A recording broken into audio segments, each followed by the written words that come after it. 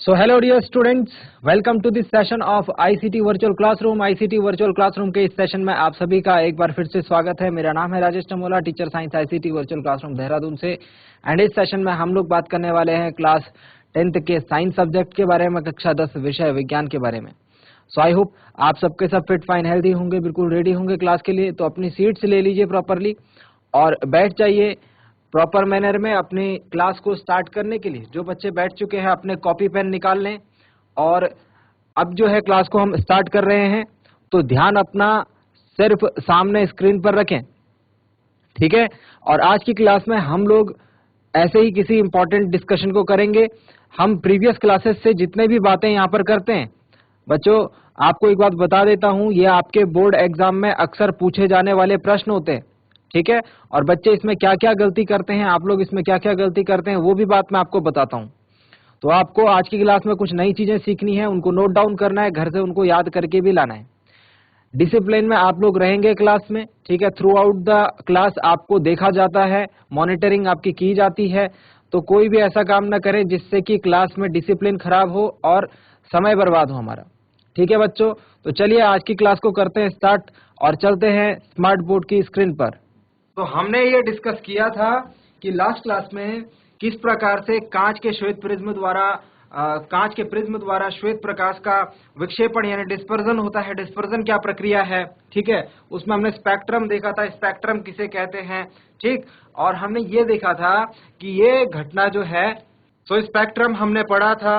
Prism के बारे में हमने देखा था किस प्रकार से श्वेत प्रकाश का जब विक्षेपण होता है, डिस्पर्जन होता है, तो 7 रंग हमको देखने को मिलते हैं। इन 7 रंगों को हमने श्वेत प्रकाश के अवयवी वर्ण बोला था, जिसमें कि हमने ये देखा था कि श्वेत प्रकाश के जो वर्ण हैं वो 7 वर्ण होते हैं, जिसे हम विबग्योर करके याद रख सकते हैं, ठीक है। ये बातें सबको पता है। चलिए, तो आप लोग मेहनत से रहेंगे क्लास में, ठीक है। समय टाइम हमारे पास बहुत कम है बच्चों, इसको यूटिलाइज करो। आपके बोर्ड एग्जाम के लिए यहाँ पर चीजें बताई जा रही हैं आपको, इंपॉर्टेंट है ये चीजें, बार बार मैं ये चीजें बता रहा हूँ आपको। सर, इंद्रधनुष का बनना जो है ये इस प्रक्रिया पर आधारित है, श्वेत प्रकाश का विक्षेपण, ठीक है। होमवर्क में मैंने आपको दिया था कि इंद्रधनुष का बनना जो है आपको नोट डाउन करना है। जो पूरी प्रक्रिया हमने समझी थी यहाँ पर, वो अपनी कॉपी में अपने शब्दों में लिखना है, पॉइंट्स की फॉर्म में लिखना है, ठीक। इतनी बात हम कर चुके हैं। आज की क्लास में जो बात हमको करनी है वो भी बहुत ज्यादा इंपॉर्टेंट है, और यहाँ से भी एग्जाम में अक्सर क्वेश्चन जो है पूछे जाते हैं, ठीक है। तो इसके बारे में हम लोग बाद में बात करेंगे। जो हमको यहाँ पर फिगर दिख रहा है, पहले हम बात करेंगे किस चीज के बारे में, आज का टॉपिक क्या है उसके बारे में। तो सबके सब बच्चे, सारे बच्चे जो है आपने कॉपी में जो है हेडिंग पुटअप कर लेंगे, हेडिंग को पुटअप कर लेंगे टॉपिक की आज की। चलिए, सबसे पहले हम लोग टॉपिक लिखते हैं। आज का जो टॉपिक है, टॉपिक ऑफ द डे रहने वाला है, वो बहुत ज्यादा इंपॉर्टेंट है, ठीक है। तो हम तो इंपॉर्टेंट टॉपिक के बारे में ही बातें कर रहे हैं, ऐसे टॉपिक के बारे में बातें कर रहे हैं जिससे पिछले 5 साल 10 साल से हर साल क्वेश्चन आ रहे हैं बोर्ड परीक्षा में आपके, ठीक है। तो आज का जो टॉपिक है वो है वायुमंडलीय अपवर्तन। वायुमंडलीय अपवर्तन,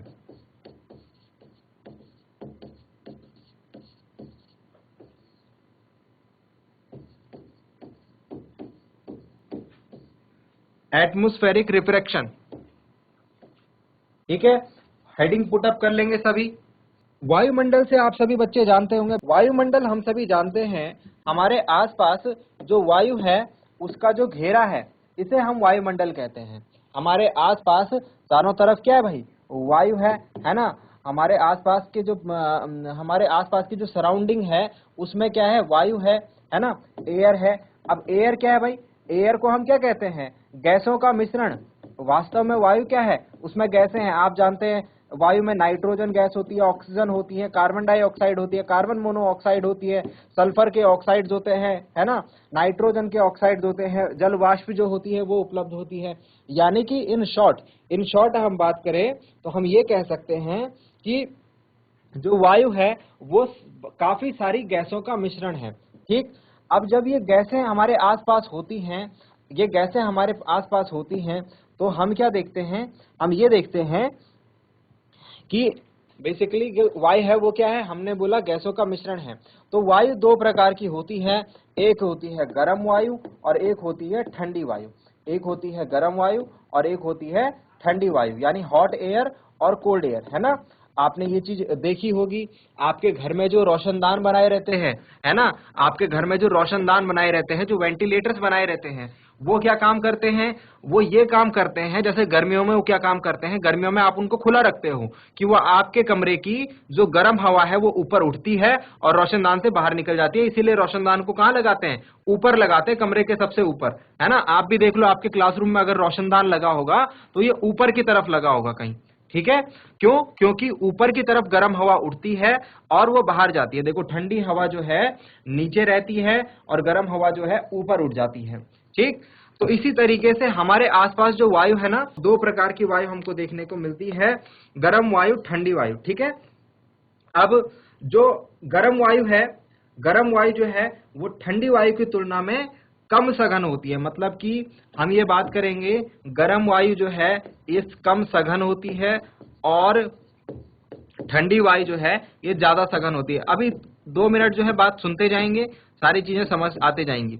सघन मतलब डेंसर, तो ज्यादा डेंसर कौन सा होगा, ज्यादा डेंसर वायु मतलब ज्यादा भारी। डेंसर का मतलब आपको क्या समझना है, दिमाग में समझना है, भारी।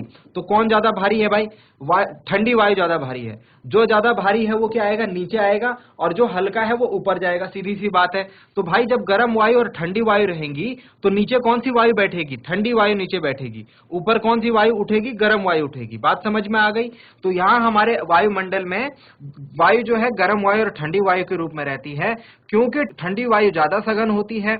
यानी कि दिमाग में क्या सोचना है, सघन मतलब भारी, तो ज्यादा भारी होती है, इसीलिए वो वायुमंडल में नीचे की तरफ बैठती है, और गर्म वायु कम सघन होने के कारण वायुमंडल में ऊपर की तरफ उठती है। सबसे पहले ये वाला पॉइंट नोट डाउन करेंगे, आगे की बातों को सीखने के लिए ये वाला पॉइंट हमारे लिए क्या है, थोड़ा सा महत्वपूर्ण है। तो कॉपी पेन निकाल लीजिए और अब नोट करना स्टार्ट कीजिए। सबसे पहला पॉइंट, गर्म वायु ठंडी वायु की तुलना में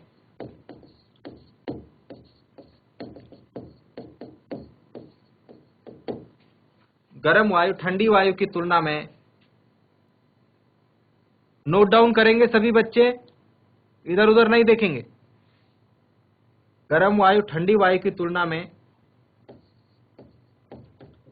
कम सघन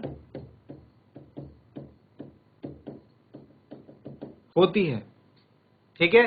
गर्म वायु जो है ठंडी वायु की तुलना में कम सघन होती है, यानी कि हल्की होती है। ब्रैकेट में क्या लिख लेंगे समझने के लिए, कैसी होती है ये, हल्की होती है, ठीक है। जो हल्का होगा वो क्या हो जाएगा, वो ऊपर उठ जाएगा तुरंत। अपवर्तनांक, सेकंड पॉइंट इसी में हम ऐड करेंगे, अपवर्तनांक। गर्म वायु का अपवर्तनांक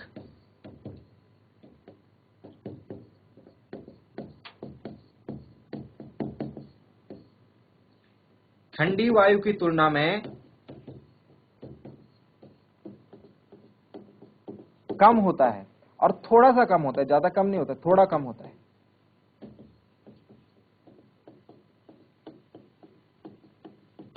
आप ये बात जानते हैं, ये अपवर्तनांक शब्द हमने कहां पढ़ा था, जब हम स्टार्टिंग में पढ़ रहे थे प्रकाश का अपवर्तन। अपवर्तनांक का मतलब ये होगा, जब प्रकाश किरण गर्म वायु से होकर के आएगी तो वो अलग तरीके से मुड़ेगी, और ठंडी वायु से होकर के आएगी तो वो अलग तरीके से मुड़ेगी। हम ये बात जानते हैं कि प्रकाश किरण का अगर अलग अलग अपवर्तनांक वाले माध्यमों में प्रवेश करेगी तो उसका जो मुड़ना होगा वो अलग अलग प्रकार से होगा, ठीक है। हम ये बात जानते हैं, जब प्रकाश एक माध्यम से दूसरे माध्यम में गति करता है तो वो क्या करता है, वो मुड़ जाती है। प्रकाश किरण क्या होती है, मुड़ जाती है। ये 2 पॉइंट समझ में आ गए, इनको है याद रखना, इनको हमको क्या करना है, याद रखना है। गर्म वायु ठंडी वायु की तुलना में कम सघन होती है, गर्म वायु का अपवर्तनांक ठंडी वायु की तुलना में थोड़ा कम होता है, ठीक है।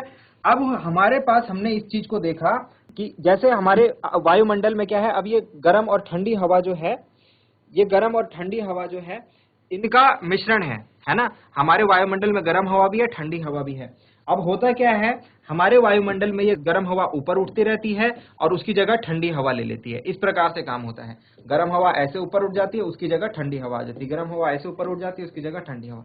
तो मतलब कहने का मतलब क्या है कि जो हमारे आसपास का जो वायुमंडल है ना, उसमें गर्म हवा और ठंडी हवा जो है उनका क्योंकि अपवर्तनांक अलग है, तो हमारे आसपास की वायु है उसका अपवर्तनांक जो है वो निरंतर बदलता रहता है, हम ये भी कह सकते हैं, क्योंकि गर्म हवा और ठंडी हवा परस्पर अपनी स्थितियां जो है वो बदल रही हैं।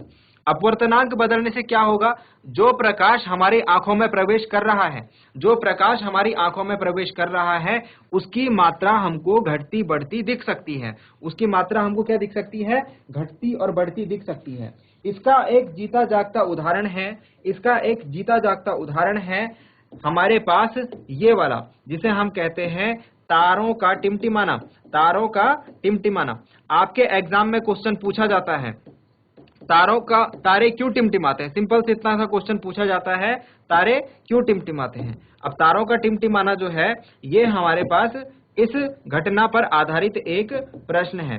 तो चलिए इसको समझते हैं कि तारे आखिरकार क्यों टिमटिमाते हैं। जो हमने अभी तक पढ़ा उसके आधार पर हम समझते हैं कि हम तारों का टिमटिमाना किस प्रकार से हम लोग उसको समझा सकते हैं। देखिए बच्चों, तारा जो है, ये तारा जो है हमारे वायुमंडल में ये काफी दूरी पर स्थित है।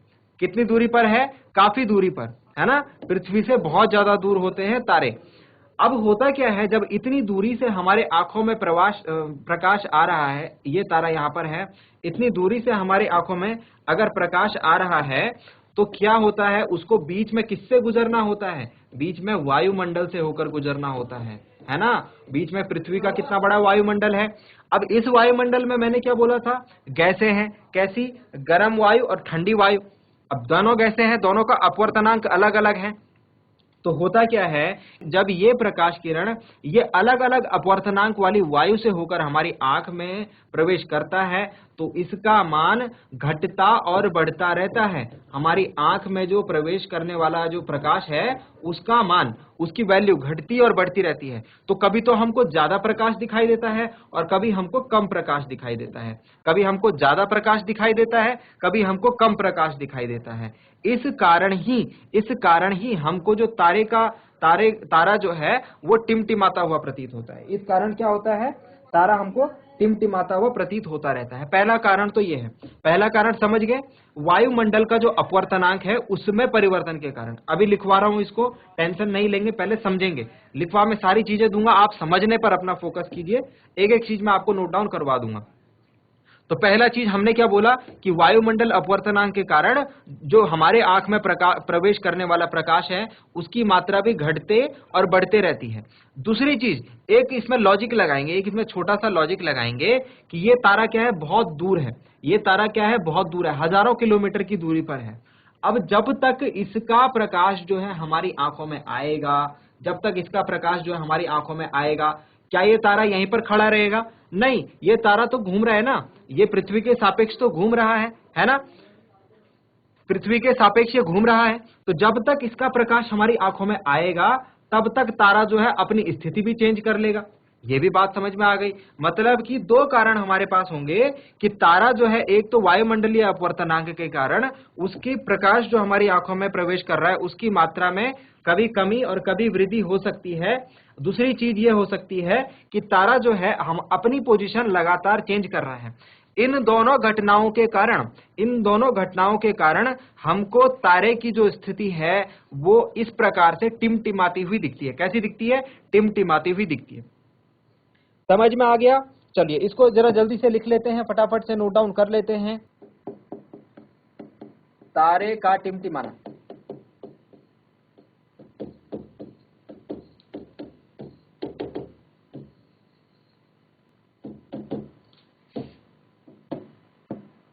सबसे पहला पॉइंट लिखेंगे, तारे से होकर प्रकाश किरण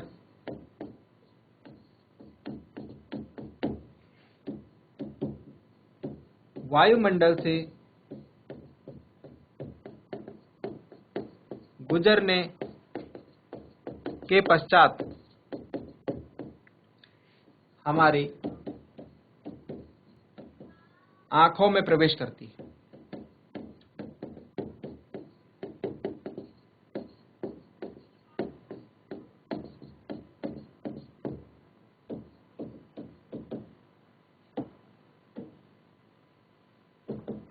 नेक्स्ट पॉइंट लिखेंगे, वायुमंडलीय अपवर्तन के कारण, वायुमंडलीय अपवर्तन हमने अभी अभी समझा है ना, वायुमंडलीय अपवर्तन के कारण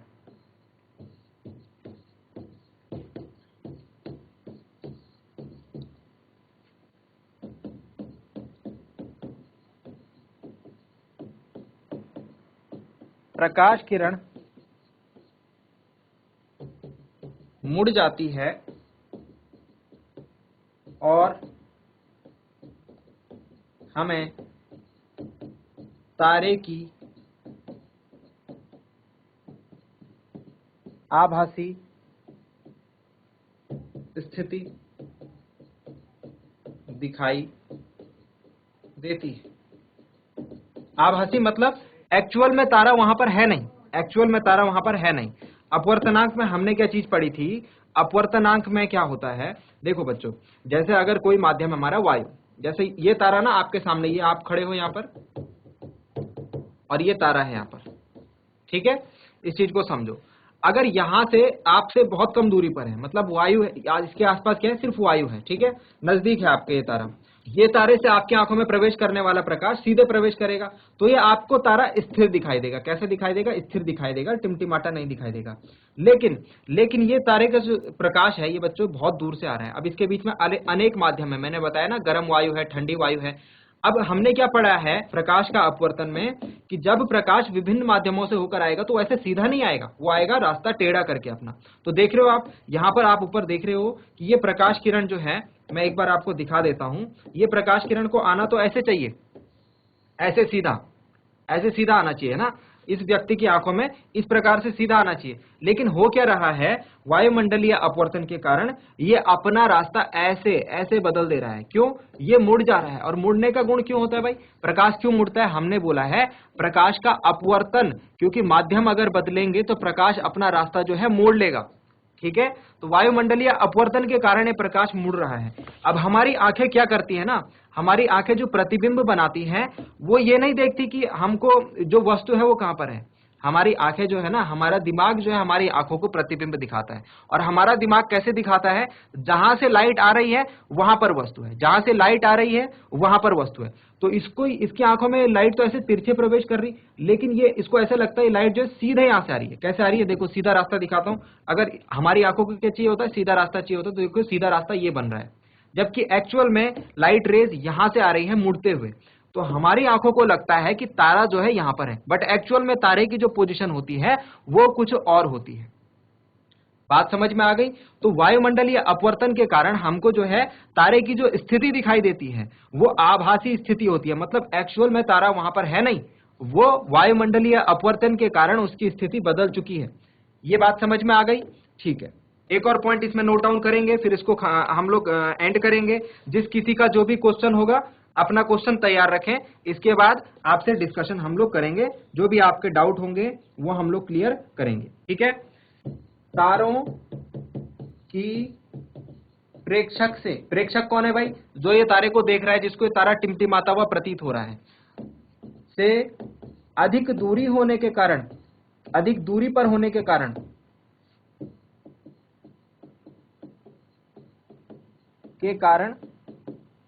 प्रेक्षक की आंखों में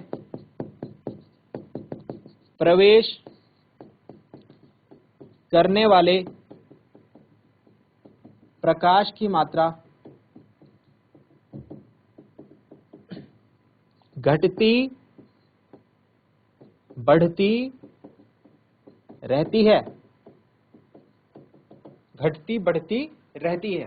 तारों की प्रेक्षक से अधिक दूरी होने के कारण प्रेक्षक की आंखों में प्रवेश करने वाले प्रकाश की मात्रा घटती बढ़ती रहती है। लास्ट पॉइंट इसमें लिखेंगे, लास्ट पॉइंट यहां पर लिख लेंगे। अब अपनी बात को हम खत्म करेंगे। 2 पॉइंट्स इसमें लिखने, ठीक है।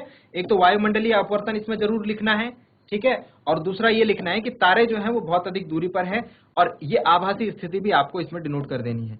तो अपना आंसर लिखते हुए ना, अपना आंसर लिखते हुए आप लोग बहुत ज्यादा गलती करते हो कि अपने वर्ड्स में लिखते हो। अपने वर्ड्स में लिखना है बच्चों, लेकिन कुछ पॉइंट्स को जो है आपको एज इट इज लिखना है। मतलब आप अपनी बात बता रहे हो, ठीक है, लेकिन उसमें वायुमंडलीय अपवर्तन का जिक्र करो, उसमें आभासी स्थिति का जिक्र करो, ठीक है बच्चों, तो ये आप लोग अगर ये तरीके फॉलो करोगे तो बोर्ड एग्जाम में आपको नंबर मिलेंगे, कम लिखने पर भी ज्यादा नंबर मिल जाएंगे। अच्छे से लिखो बस, ठीक है। लास्ट पॉइंट इसमें लिखना, तारे की स्थिति में परिवर्तन होने के कारण भी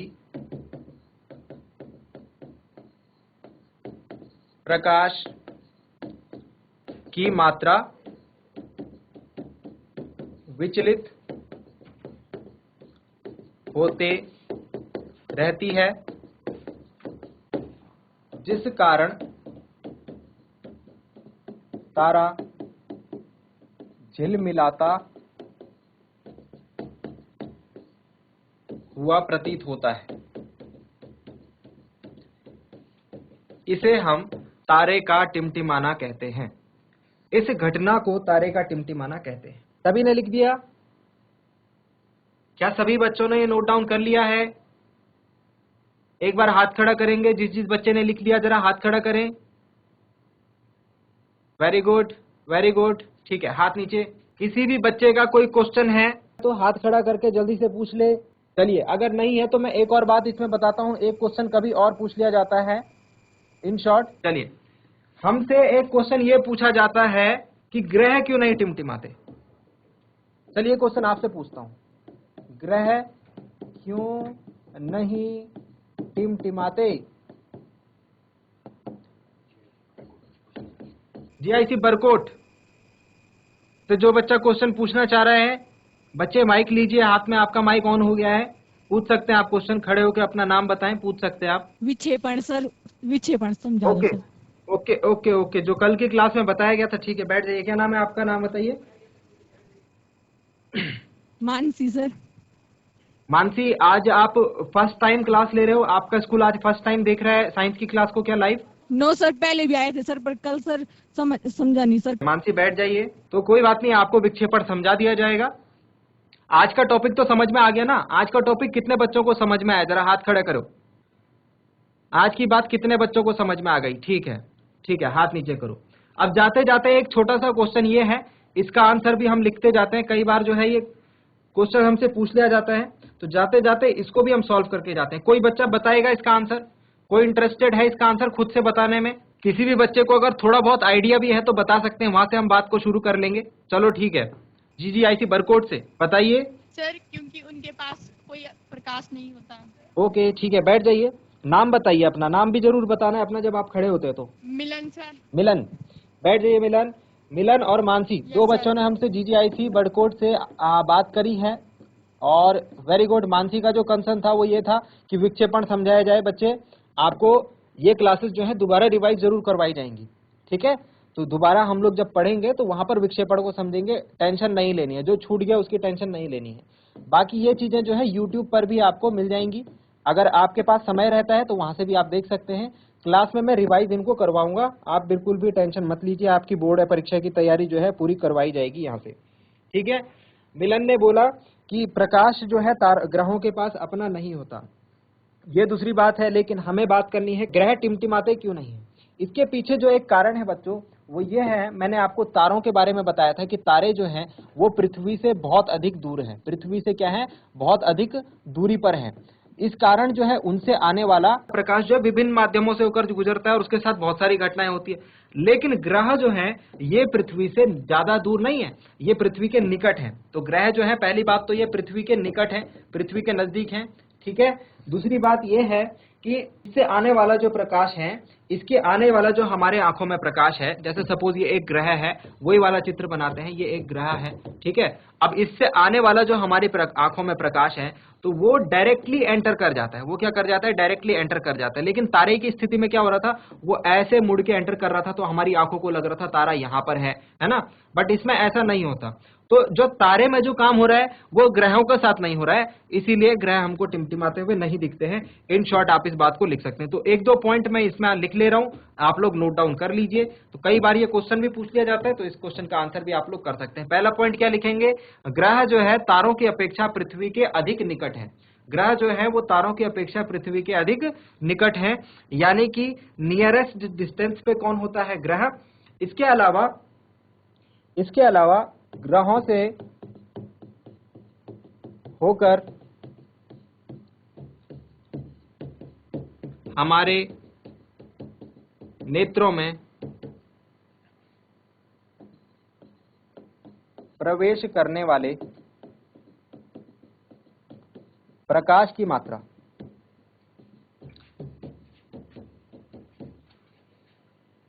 की मात्रा में परिवर्तन नहीं होता तो है, लेकिन इतना ज्यादा नहीं होता कि हमको वो टिमटिमाता हुआ दिखे।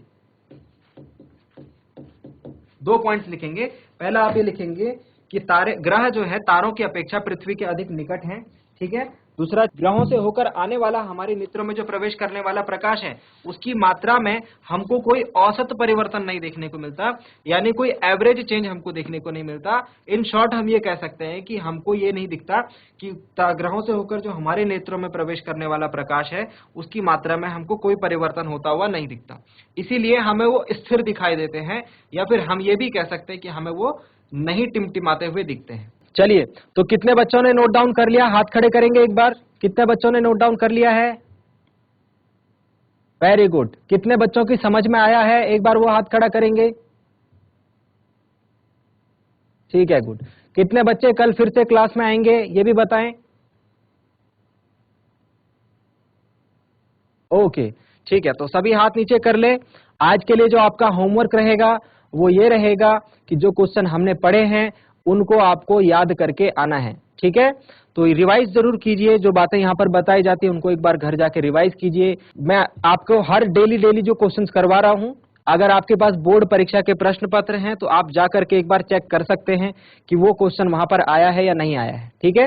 अगली क्लास में भी ऐसे ही एक इंपॉर्टेंट और इंटरेस्टिंग टॉपिक के ऊपर डिस्कशन अपना कंटिन्यू रखेंगे। आज के लिए इतना ही, मिलते हैं अगली क्लास में एक नए और इंपॉर्टेंट टॉपिक के साथ। क्लास से जुड़ने के लिए आप सभी का बहुत बहुत धन्यवाद। Thank you very much and have a nice day.